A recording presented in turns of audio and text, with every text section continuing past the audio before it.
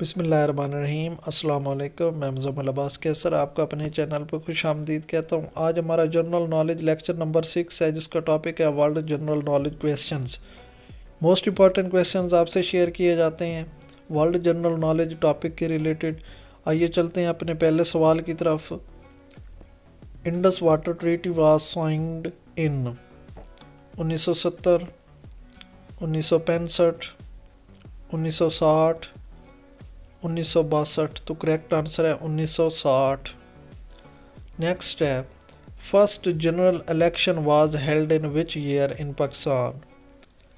1960, 1988, 1970, 1956। तो correct answer 1970 है, first general election in Pakistan. Next है Jose Alexander Gusmao was the first president of which country? East Timor, America, England, Tunis. तो correct answer एस्टिमोर है। Jose Alexander गुस्मो पहला president एस्टिमोर का था। Next है which gas is used in refrigerator? फ्रिजों में कौन सी गैस यूज होती है? Ammonia, nitrogen, oxygen, none of these. तो करेक्ट आंसर अमोनिया है, जो कि फ्रिजों में इस्तेमाल होती है। नेक्स्ट है which gas is used in fire extinguisher?